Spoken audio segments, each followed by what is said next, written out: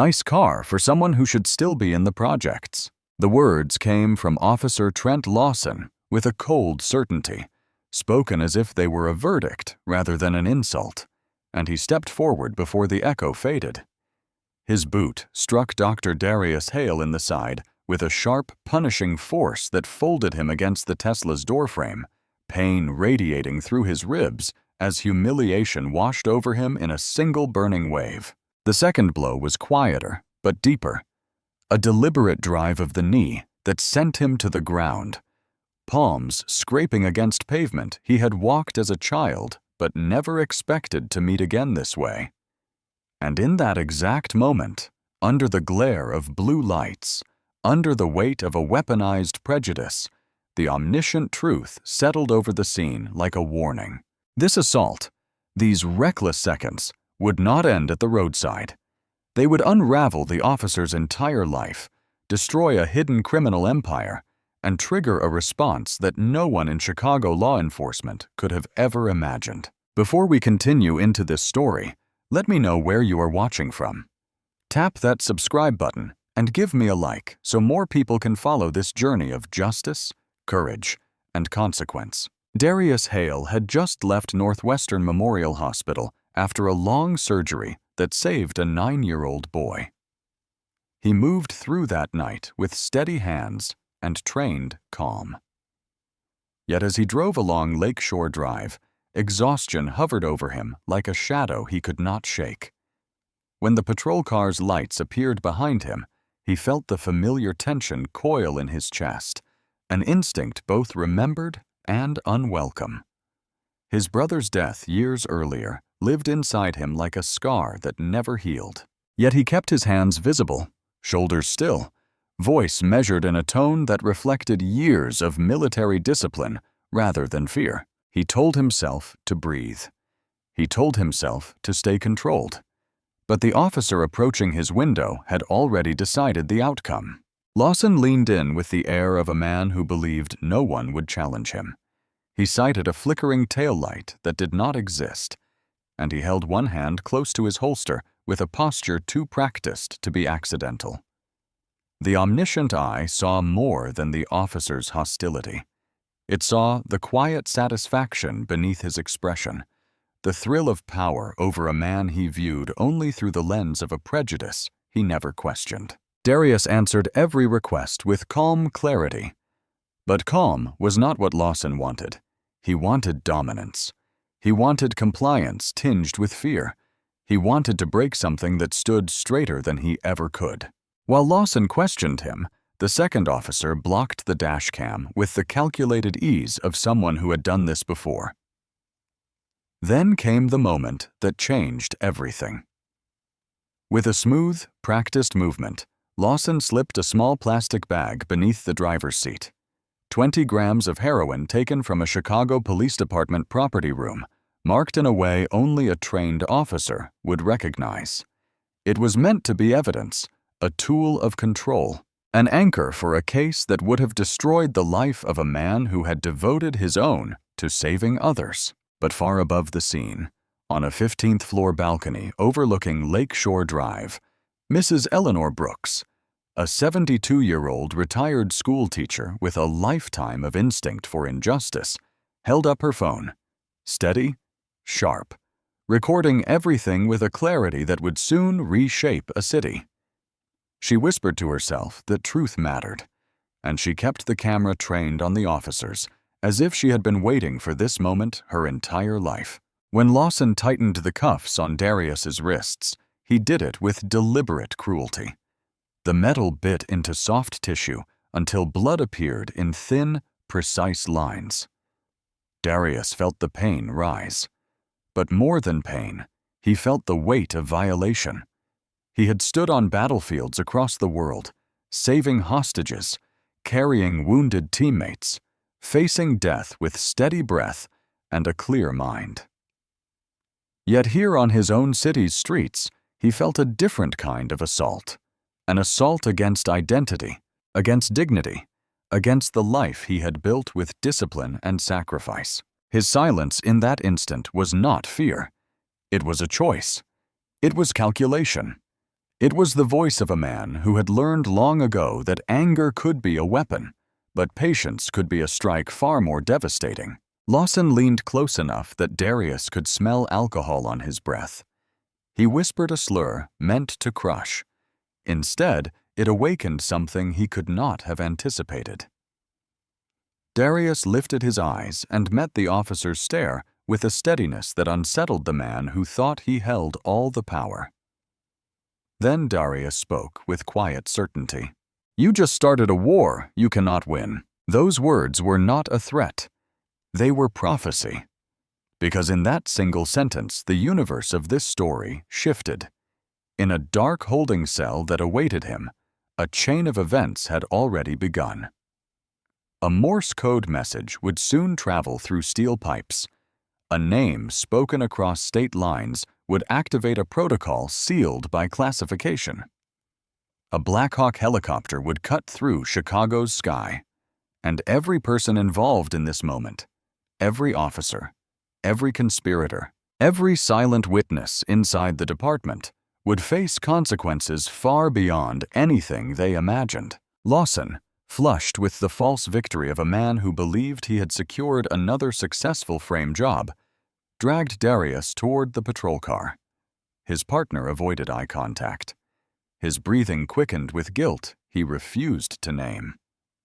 But the omniscient truth watched them all with a calm that felt almost solemn, because justice, though delayed, was already in motion.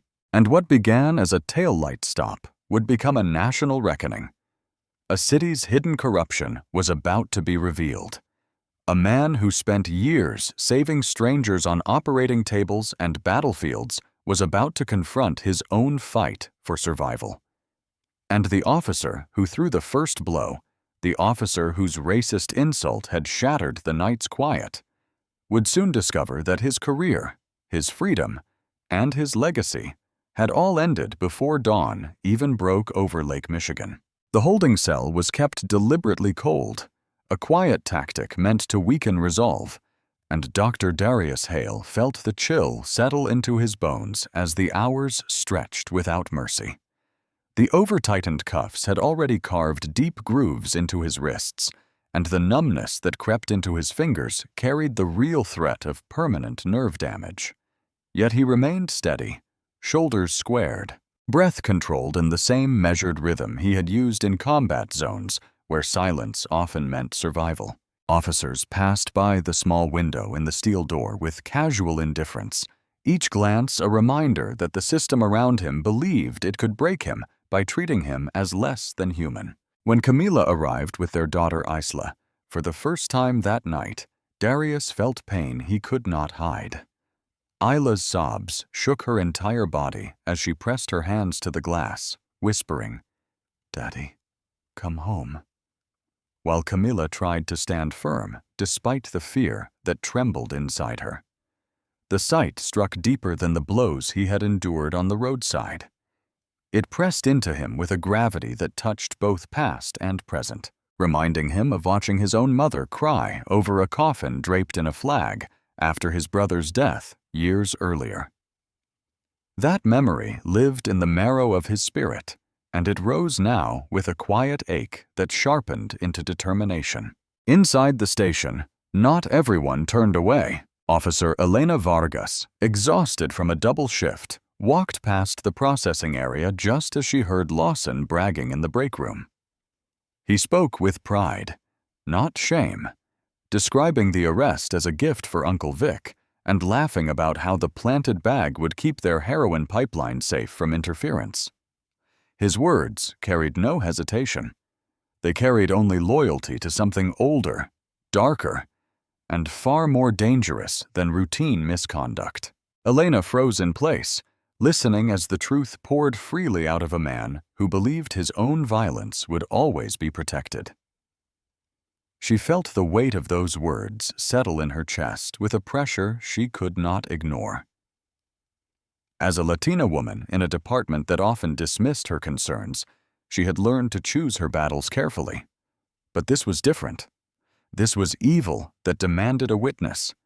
This was the moment her life would shift in ways she could not yet measure. While Elena listened, attorney Isabella Cruz, a civil rights lawyer with years of experience fighting cases no one else would touch, examined the arrest report in her office. Something was wrong from the first line. The timestamps did not match the usual patrol logs. The language echoed the same template used in 3 other cases she had handled, all involving Lawson. She dug deeper with quiet intensity. 11 prior complaints against him had vanished from official records, replaced by sanitized notes that painted him as a model officer.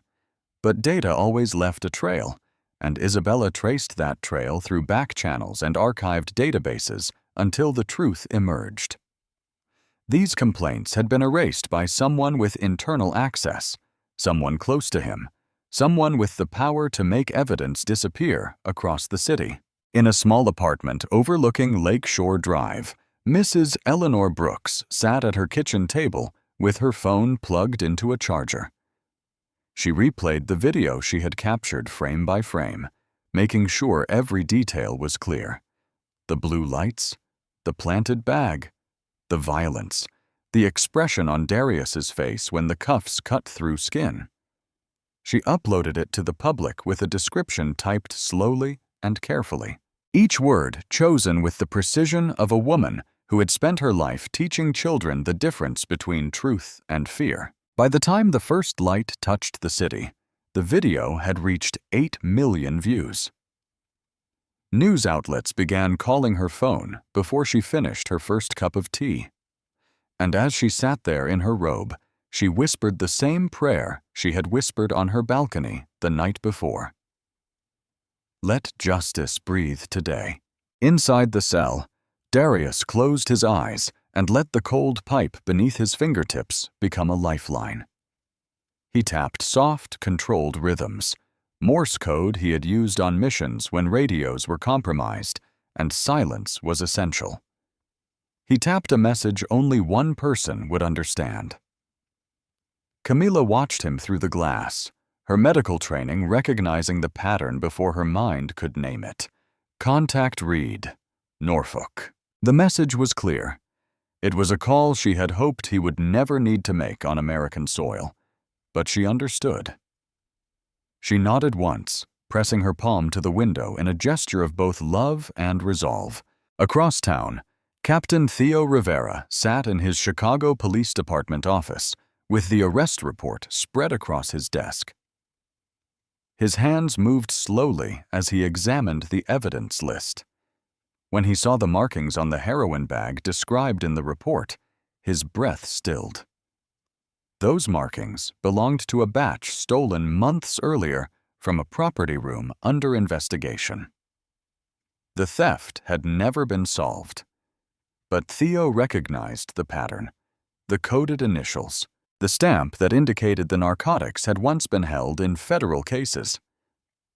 A chill passed through him, not from fear, but from the realization that a network he had long suspected was now exposed through one reckless arrest. And he understood that the man sitting in the holding cell was not simply a victim. He was a catalyst. In that moment, the omniscient truth watched over every corner of Chicago. It watched Lawson boast with pride. It watched Elena struggle with the knowledge she now carried. It watched Isabella uncover a hidden path of corruption. It watched Eleanor's video spread across the country like a spark catching dry grass. And it watched Darius sitting in cold silence, injured but unbroken. The city believed it had contained him within concrete walls and steel bars. But the truth was already moving far beyond the station. It was moving through the hands of a retired teacher, through the resolve of a young attorney, through the courage of a patrol officer torn between survival and righteousness, through the quiet strength of a wife who refused to look away, and through the network of military brothers who would soon hear his call through coded taps that carried more meaning than any spoken plea. As the skyline brightened, the day ahead would not bring calm. It would bring revelation. It would bring consequence. And those who had built their careers on silence, intimidation, and brutality were about to learn that justice, when awakened, does not retreat. Justice advances with the certainty of a rising sun. The federal courtroom carried a tension that felt sharpened by every breath drawn inside it. And when Dr. Darius Hale entered for his bond hearing, the room shifted with a quiet awareness that something irreversible was about to unfold.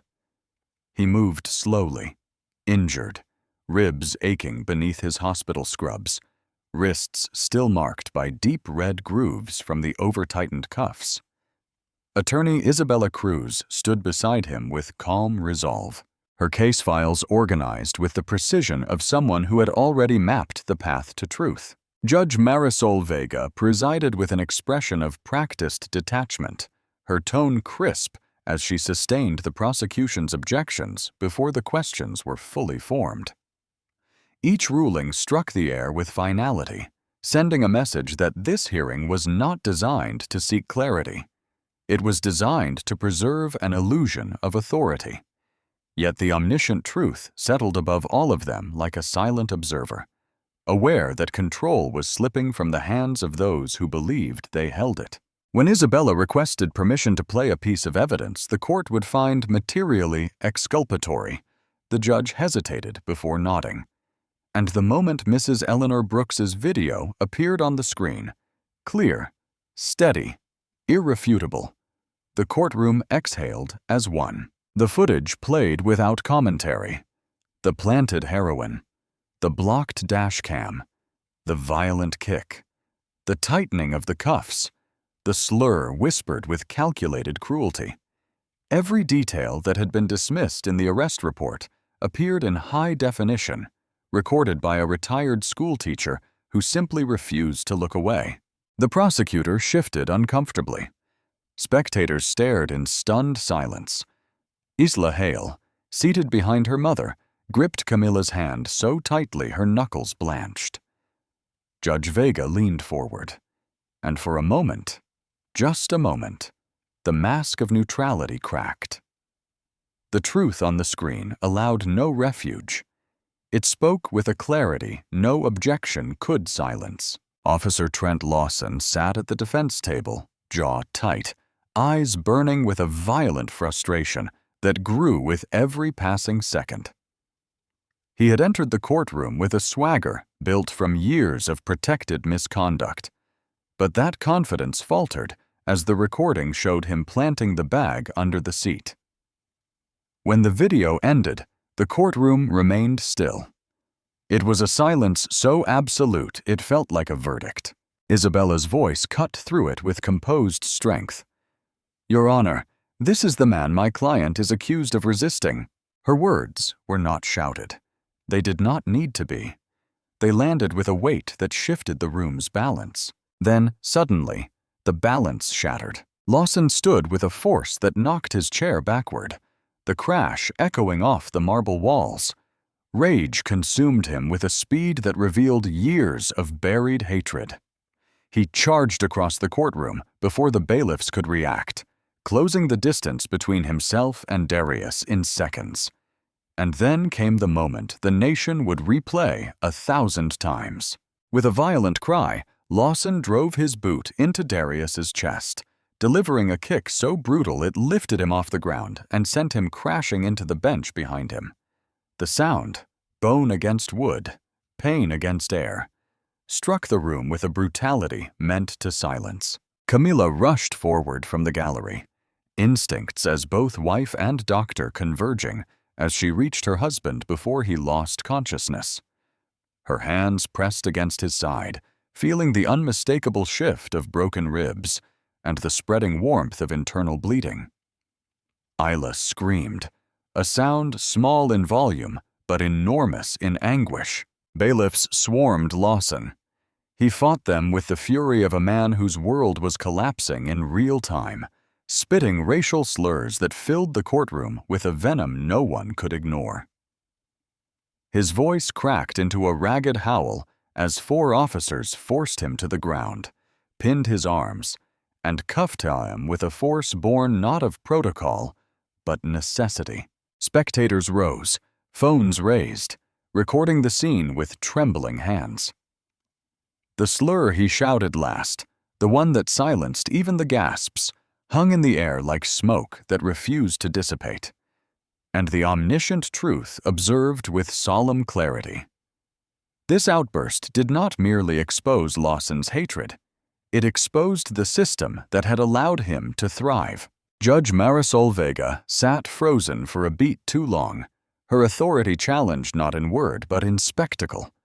Her gavel struck the bench with a trembling command for order, but there was no order to reclaim. The hearing had transformed into a national event carried through live streams across devices, offices, homes, hospital waiting rooms, and military bases. Millions watched the footage in real time. Millions witnessed the assault. Millions heard the slurs, and millions recognized a pattern they had seen before, but rarely so nakedly unveiled in a federal courtroom. Paramedics were summoned with urgency.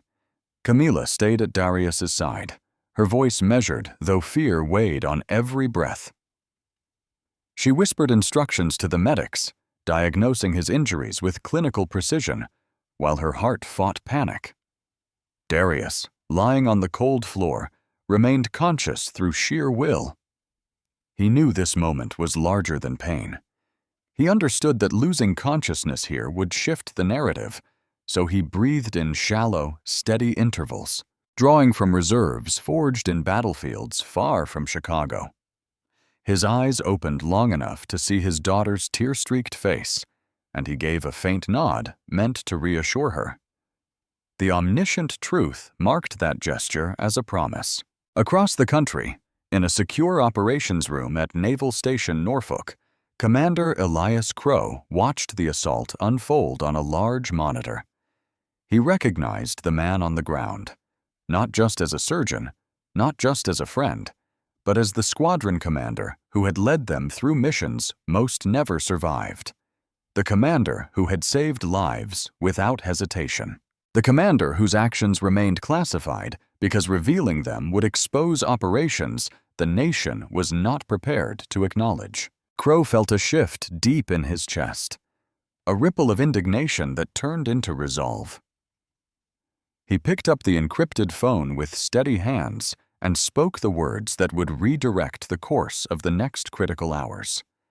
"Get Admiral Hollis. We have a situation." The response was immediate. Protocols long prepared for dire emergencies began moving with the precision of a machine built on loyalty, honor, and memory. Back in Chicago, the courtroom remained suspended between chaos and revelation.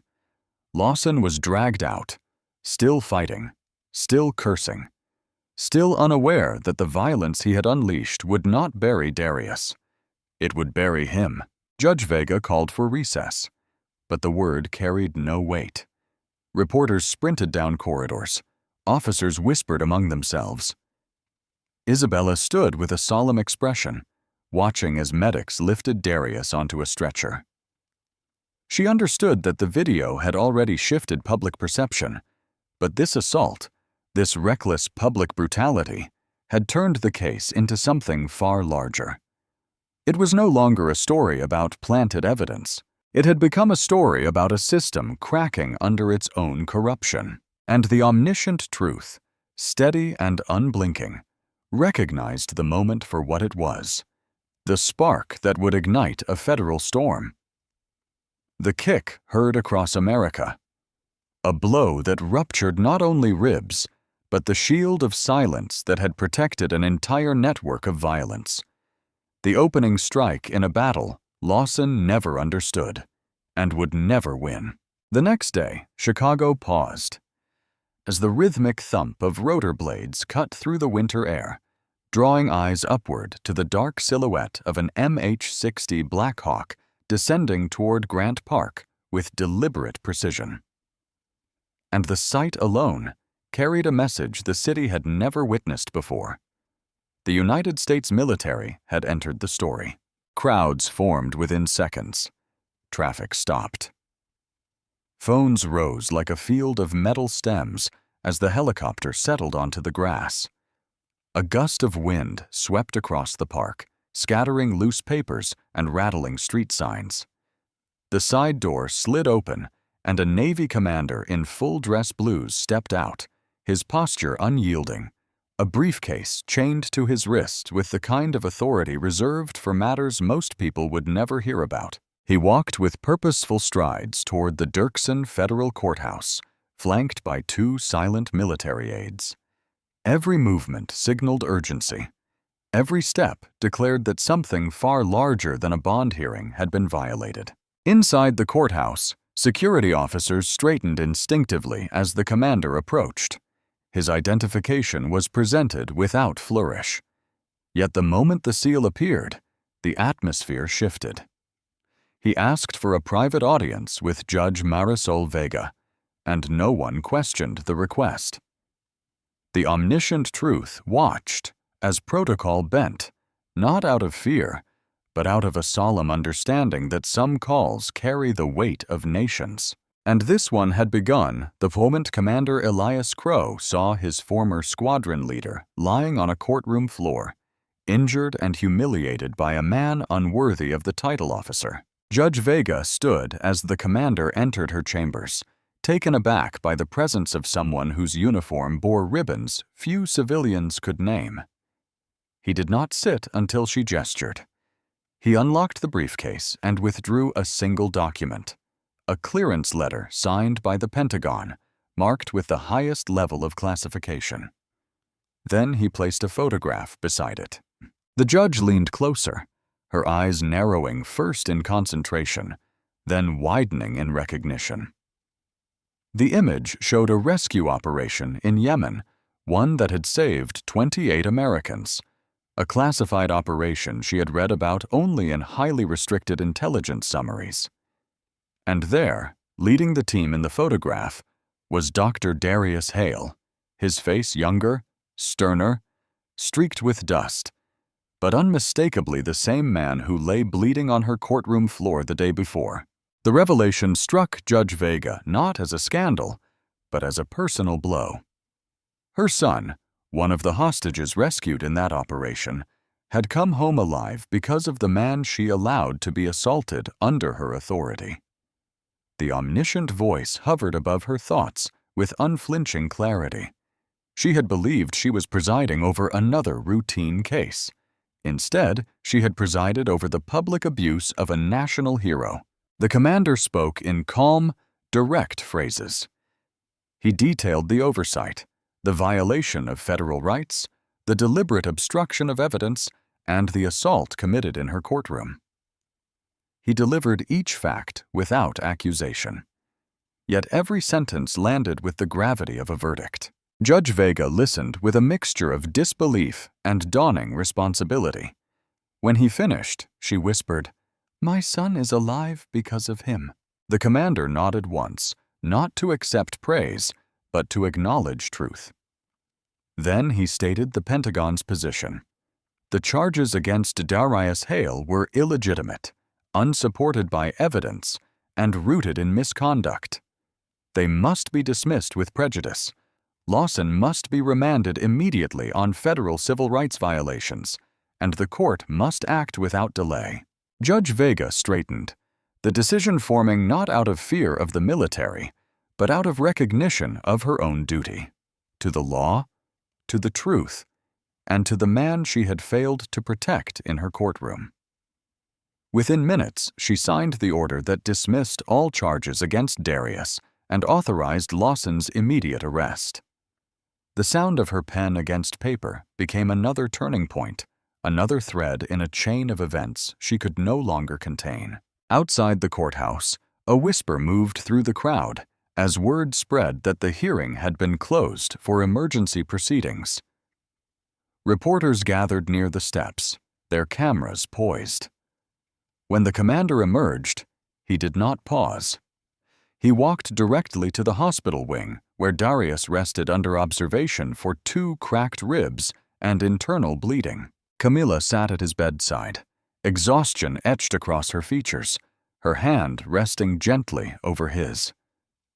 Isla curled against her mother, eyes half closed but watchful. The commander entered quietly. Darius opened his eyes and recognized him instantly. No salute was exchanged, no formal greeting, only a single nod between men who had survived battlefields where silence carried more meaning than ceremony. The commander spoke softly, informing him that the charges were gone, the case dismantled, the truth acknowledged at the highest level.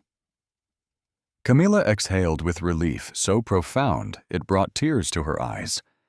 Isla leaned forward, her voice a whisper. "Is Daddy safe now?" The commander lowered himself to her height and answered with solemn honesty. "We will keep him safe, but the people who hurt him may try again." It was not a warning. It was a promise to act. That night, as Darius was released from the hospital under protective detail, a black Suburban appeared in his rearview mirror.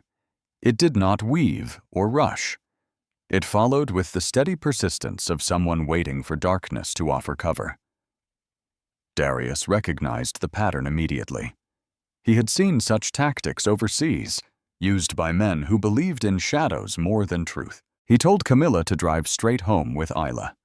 He stepped out of their vehicle 2 blocks early, allowing the streetlights to separate him from his family. The Suburban followed him. He did not run. He waited until they turned into an alley where the light thinned and silence thickened. 3 men stepped out, weapons concealed, but intentions clear. Darius drew on instincts honed through years of missions the public would never hear about. He disarmed the first man with a fluid motion, forcing his wrist downward until the weapon clattered to the ground. The second lunged. Darius leveraged his own momentum against him and sent him to the pavement with precision.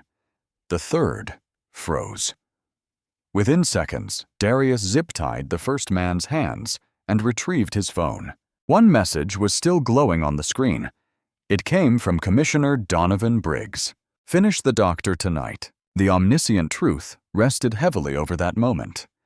Darius had fought to save lives across oceans. Now he fought to protect his own within the streets of the city he served as a surgeon. The forces aligned against him were no longer isolated officers. They formed a network, a system, a hierarchy built on corruption that stretched far beyond a roadside stop. But now the chain had broken. The commander had landed. The judge had acted. Evidence had surfaced. And the first soldier in this hidden war had fallen. What waited ahead was inevitable, a reckoning that would spread through every corner of the Chicago Police Department. Justice had begun its march, and it would not stop. Dawn broke over Chicago with an unfamiliar stillness, a quiet that felt less like peace and more like the deep breath a city takes before truth arrives with force. And that force came when unmarked black SUVs converged on Chicago Police Headquarters in a coordinated sweep that stunned even veteran officers. The FBI, armed with sealed warrants and escorted by federal marshals, entered the building with purposeful strides, announcing a new chapter in a story that had already fractured the illusion of departmental integrity. The omniscient truth watched from above as corridors once protected by silence now echoed with commands. Sealed evidence lockers were opened. Officers accustomed to operating in shadows scrambled for explanations that no longer mattered. Officer Elena Vargas, pale but resolute, walked into the federal briefing room carrying a box of files she had collected for months, documents she risked her career to preserve. As she placed them on the table, the room shifted. She handed over logs of heroin shipments skimmed from Chicago Police Department narcotic seizures, marked with coded initials and protected by the quiet complicity of nearly 24 officers.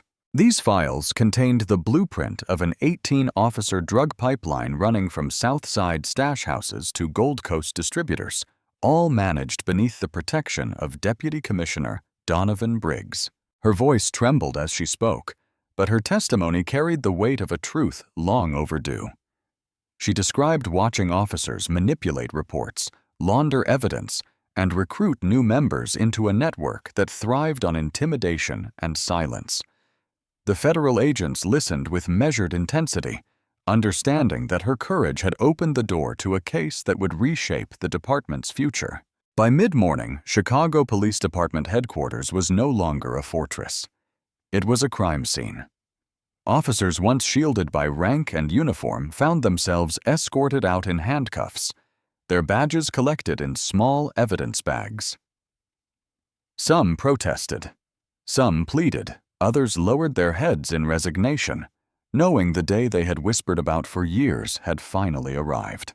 And at the center of the storm sat the man who had ignited the collapse.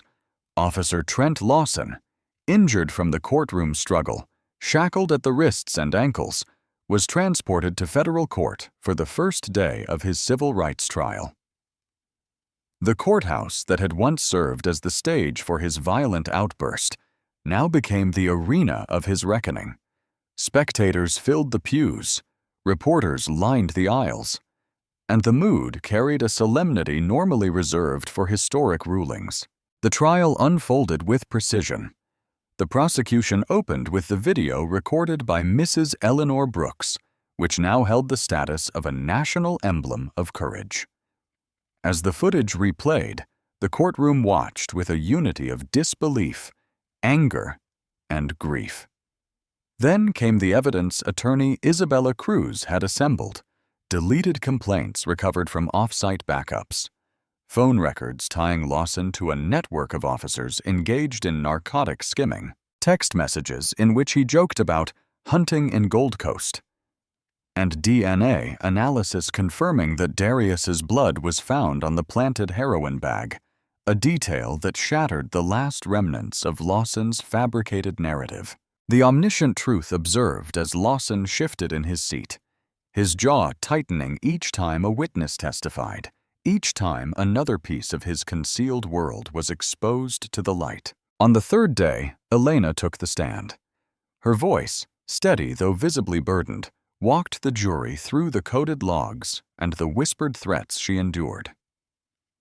She revealed the methods used to steal evidence, mark it, redistribute it, and erase the digital trail inside Chicago Police Department databases.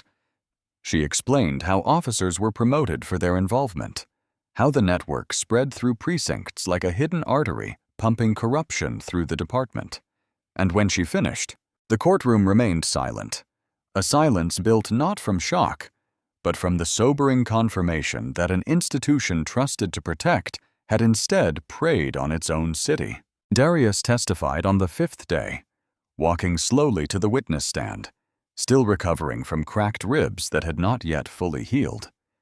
His tone remained calm even as he recounted the moment the cuffs cut into his skin, the humiliation of being accused of a crime that violated everything he stood for, and the memory of watching his mother mourn his brother, another life swallowed by the same system now on trial.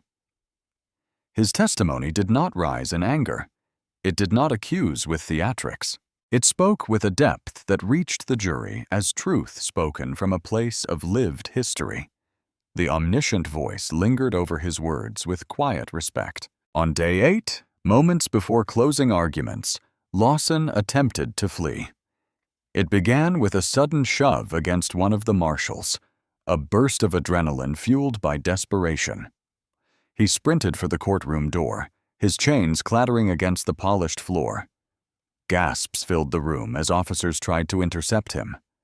But before anyone reached him, Darius, standing near the prosecution table, stepped forward with the calm focus of a man who had handled far greater threats.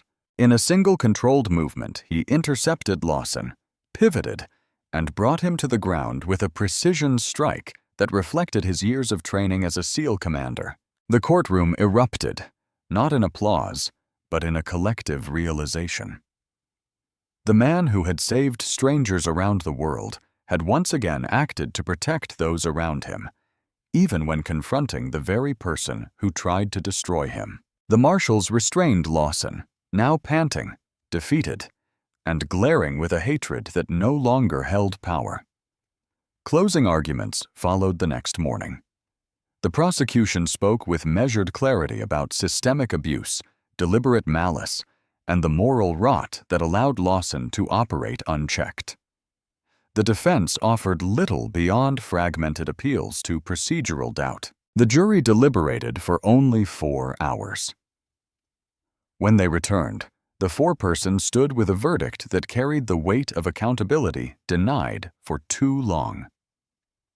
Guilty on all 11 counts: civil rights violations, assault, evidence tampering, conspiracy, obstruction. The judge read each count aloud with solemn precision, and with every word, Lawson's world narrowed. The man who once held his community in fear now faced the consequences he had believed he would always escape. As the sentence was postponed for a later date, the omniscient truth observed the quiet stir of hope inside the courthouse. For the first time in years, a structure built on secrecy and intimidation had cracked open, allowing justice to breathe. Outside, crowds waited for news, and when the verdict was announced, a wave of emotion surged through the city: relief, vindication, and a sense that this was only the beginning. The house of cards had not only fallen, it had exposed every hidden foundation that supported it. And from the rubble, a new path forward began to take shape, guided by those who chose truth over silence. The sentencing phase opened with a gravity that settled over the courtroom like a long winter storm, the kind that arrives slowly and then refuses to leave. And when the judge pronounced 25 years into Tateville Correctional Center for Officer Trent Lawson, there was no outburst, no last-minute eruption of defiance, only a hollow quiet in the man who had once strutted through Chicago's streets with the confidence of someone convinced he was untouchable. He stood there pale, his posture diminished, wrists chained, eyes vacant. And in that stillness, the omniscient truth revealed a shift more profound than the sentence itself. The fall had finally begun. He would no longer be shielded by the badge, his uncle's influence, or the silence of frightened officers. He had entered a world where those he once framed, taunted, and brutalized now lived inches from his cell. And within weeks, the consequences grew swift. Inside Stateville, inmates watched him with a sharpened awareness, whispering among themselves about the former officer who had made enemies for years.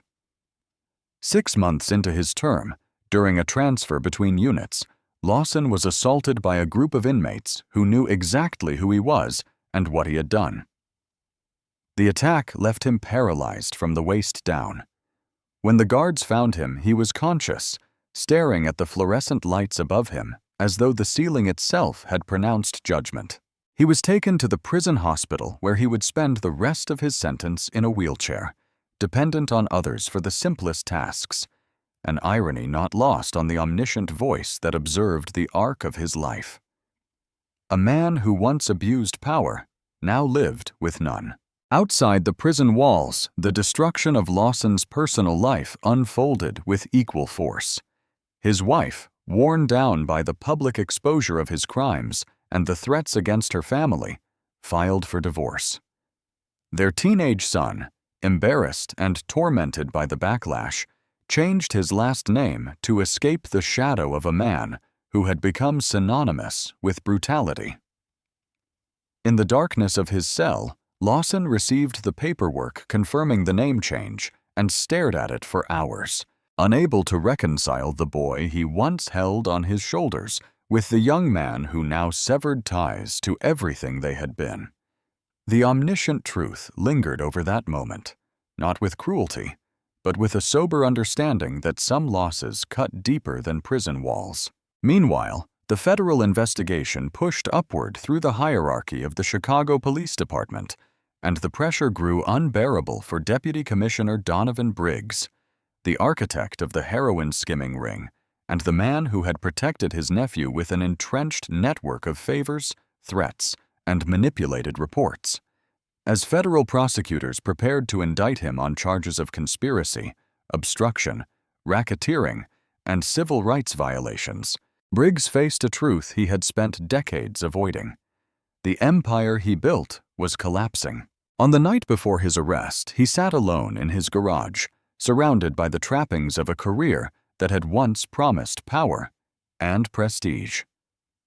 He read the indictment line by line, realizing there was no path forward that did not lead through disgrace. At dawn, officers arrived at his home to execute the warrant, only to find him lifeless. He had chosen to end his life rather than face the public unraveling of his legacy. His suicide sent shockwaves through the Chicago Police Department, and the omniscient voice observed how swiftly a man who once commanded fear disappeared from the world he dominated. His death marked the final fracture of the corrupt network that had operated beneath the city's surface for nearly 2 decades. In the weeks that followed, Chicago found itself confronted by an unavoidable truth. The damage inflicted by systemic corruption had scarred the city far more deeply than anyone wanted to admit. Federal oversight became not a suggestion, but a mandate. The Department of Justice placed the Chicago Police Department under a sweeping consent decree that dismantled the entire narcotics division and replaced it with a restructured unit overseen by civilian auditors. Body camera protocols were rewritten. Tamper-proof systems became mandatory. A newly empowered civilian review board received authority to investigate and fire officers independently, bypassing the old protections that had enabled misconduct for years. Training programs were gutted and rebuilt. Recruitment standards were elevated. And disciplinary processes once buried under bureaucracy became transparent, public, and binding. The city resisted at first, but resistance faded as communities demanded accountability. The omniscient truth recognized the transformation not as a simple reform, but as the beginning of a cultural reckoning, one that forced Chicago to confront its past and reimagine its future. Amid these upheavals, Dr. Darius Hale re-entered his life with deliberate steps, guided by a sense of duty that extended far beyond personal healing. Physically, he recovered slowly. The cracked ribs mended. The bruises faded. But the emotional weight, the humiliation, the memories of his brother, the pain in Isla's eyes, remained as quiet reminders of why change mattered. With Camilla's support and Isabella's counsel, he founded the Hale Justice Foundation, an organization devoted to empowering communities through legal education, supporting police whistleblowers, and providing medical and psychological care to victims of police violence. The foundation's first event drew hundreds, then thousands. Mothers who had lost children, fathers wrongfully imprisoned, officers who feared retaliation for speaking out, all found a voice through Darius's leadership. He stood before them not as a doctor or a former SEAL commander, but as a man who had endured the system they were fighting to change. His presence carried authenticity, conviction, and a moral clarity that inspired trust. Meanwhile, Officer Elena Vargas became one of the Foundation's earliest allies. Her testimony had risked her career and safety, but it had broken open a world of corruption and protected countless future victims. She joined Darius at community forums, speaking about courage, ethics, and the cost of telling the truth. Her voice resonated deeply with young officers who wanted to serve with integrity. Captain Theo Rivera, once torn between loyalty and justice, now led internal reforms with renewed purpose, drawing strength from the realization that silence had sustained the very system he was sworn to correct. Yet for all the progress, the omniscient truth understood that justice always carries a price. Families of convicted officers suffered public shame. Communities once divided by fear now struggled with distrust as they rebuilt relationships with law enforcement. And Darius himself lived with the awareness that his ordeal would never fully disappear. But he refused to be defined by trauma. He allowed it instead to to shape a mission that reached far beyond Chicago. By the end of the year, as the city continued its slow path toward reform, one truth became clear. Hate had cost lives, careers, families, and futures. But courage, consistent, relentless courage, had forced the reckoning. And though the shadow of past injustice lingered, the light now spreading across the city carried more strength than fear. The fall of Lawson was no longer just a personal story. It was a turning point for Chicago's conscience. And the man who endured the violence now carried the responsibility of shaping the city's healing. 1 year later, Chicago carried a quieter rhythm, shaped not by the absence of conflict, but by the gradual, patient rebuilding that follows any great reckoning. And on a mild spring morning, the city gathered to witness a moment few would have predicted during the chaos that first ignited this story. Dr. Darius Hale, once dragged in handcuffs and brutalized in a courtroom, now stood at the center of the newly reformed Chicago Police Academy graduation ceremony as the guest of honor. His posture was steady, his breath controlled, his presence marked by a dignity that softened even the hardest expressions among the officers seated before him.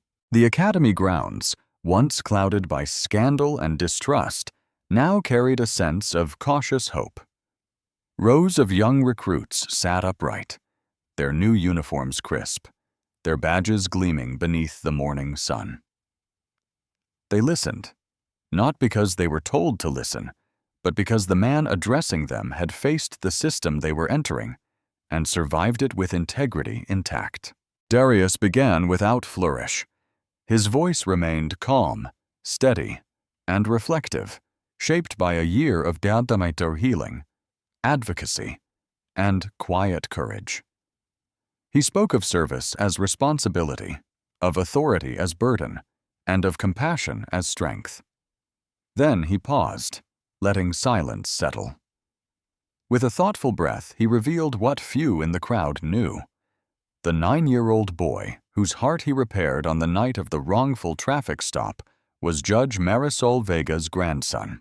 The weight of that revelation moved through the graduates like a slow, steady tide. It bridged the narrative they had heard in training with the living truth standing before them. For the first time, they understood how a single night, a single act of violence, and a single act of mercy could reshape an entire city. Judge Vega, seated in the front row, lowered her gaze as the memory flickered across her eyes, not as shame, but as solemn recognition of the duty she now upheld with greater vigilance. The omniscient truth observed the moment with steady awareness. In the year since the trial, the city had transformed under the pressure of reform. The consent decree was no longer perceived as punishment, but as guidance. The restructured Narcotics Division operated with transparency and oversight. A civilian review board empowered to fire officers independently had already removed 7 who violated new protocols. Training programs now included de-escalation led by medical experts, sessions on implicit bias taught by community leaders, and workshops featuring survivors of police violence.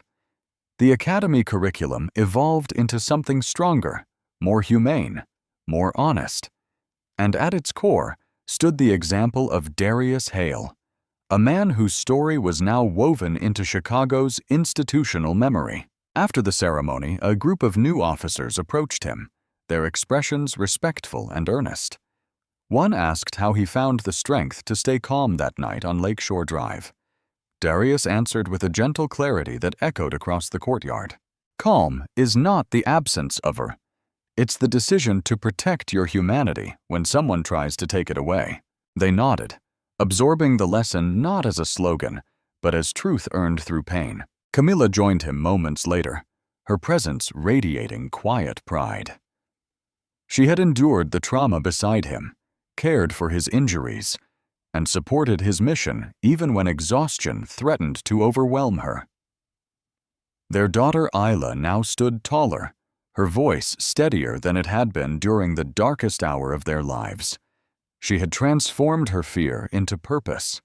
Her notebooks were filled with essays, arguments, and speeches she had written late at night, early signs of the future she declared with confidence. "I'm going to be a lawyer, Dad," she told him softly as they walked together toward the hospital rooftop later that evening, their favorite place to end long days.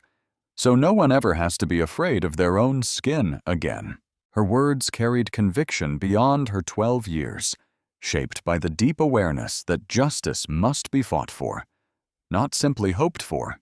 Darius smiled, kissing the crown of her head with a tenderness that contrasted the strength he showed the world. "And I'll teach you how to stay calm when the whole world is against you," he replied, offering not only reassurance, but a passing of wisdom. A bridge between generations shaped by struggle, yet committed to progress. Camilla rested her hand along his back, steadying him with silent affection, aware that the weight he carried, though lighter now, would never fully disappear. The omniscient truth recognized that healing is not the erasure of pain, but the transformation of it into purpose. As twilight settled over the city, they reached the rooftop of Northwestern Memorial Hospital. The skyline stretched before them, illuminated by the glow of evening lights, each window reflecting a different life unfolding below. The air carried the hint of lake wind, cool and crisp, brushing against their faces with gentle calm. From this height, the city looked peaceful. Yet the memory of the past year remained vivid in Darius's mind.